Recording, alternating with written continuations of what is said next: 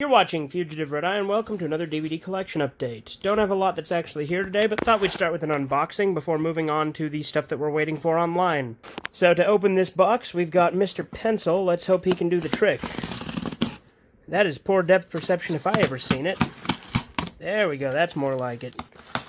I was looking through the camera to see where I was putting the pencil rather than looking at the pencil itself like a normal person. So, we're going to start out with what's probably, we're going to start off with what's not a DVD. Just got to get this boy open. There it is. And get this boy open. There it is. So, first thing inside, we have Rohan at the Louvre, which is much smaller than I was expecting. But, there we go. Now, this was written a bit later on, so I think this is probably in the Joe Jolian art style, from the looks of it. Which, granted, is fairly similar to the Diamond is Unbreakable art style, but is a little bit more accentuated, I think. Interestingly, there's actually some information on the Louvre in the back of the book, so that's kind of interesting. Next up, we have Lost Tapes Season 3, because it was the only season I could find at a reasonable price. And if you don't know about Lost Tapes, it's essentially fake found footage stuff. It's sort of a documentary-type series about cryptids using fake found footage to emphasize, sightings and ideas of cryptids. But there's the disc and the inside of the case with the episodes list. Feel free to pause it and read it at your leisure if you are able to. But I'm not going to go ahead and read through it right now. But yeah, Lost Tapes is a very nostalgic series for me. And now for the most important part of the package, the free bubble wrap. This bubble wrap sucks. There we go, that's a little better. Next up, we have David Brent, Life on the Road, which is the movie sequel to The British Office that actually gives him a good ending. It's a fun little epilogue for the character, and I highly recommend it if you are a fan of the British version of The Office. Obviously, this is the Region 2 release, because I don't think it's been released in Region 1. But obviously, having unlocked my player, that has not caused any issues at all. They all work for me just fine. Now to take a look at the stuff I'm waiting on, but first, just a reminder of what to do if someone's dissing your fly girl.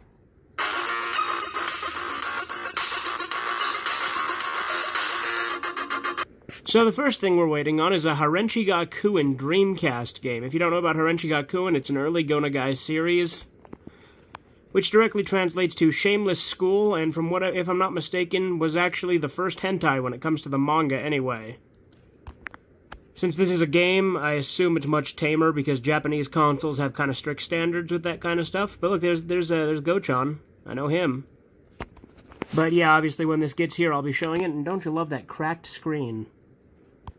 Next thing we're waiting on is another Harenchi ga Kuin game, but I think this one might be a pachinko game or something, because it's really fucking weird, and has all these guys on the front in live action. Although, in fairness, I do know that there was a live-action Harenchi ga Kuin movie, so maybe it's related to that in some way, shape, or form, but, yeah. But it does still have the characters from the manga, so I do think it is still an adaptation of that in some way, shape, or form, but I think it might be a pachinko game or something similar.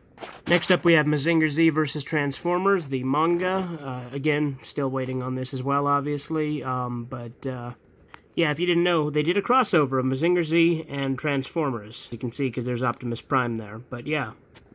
Next thing I'm waiting on is a VHS tape of Gonagai's Delinquent in Drag, also known as Sukeban Boy, or Oira Sukeban. He's not just one of the girls. Now this one's actually a pre-order, Red Dwarf The Promised Land. I don't know when it's coming out in the US, so I pre-ordered the Australian release.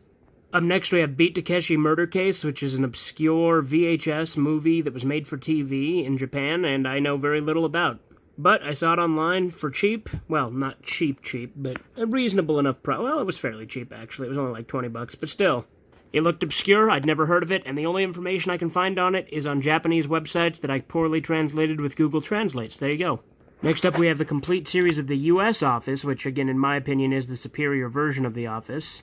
I bought this because it is going to be taken off Netflix soon, and I'm still watching it on Netflix currently again. But I want to have the ability to rewatch it in the future, and I thought it was about time I bought this series, since I've watched it so many times. Super moist.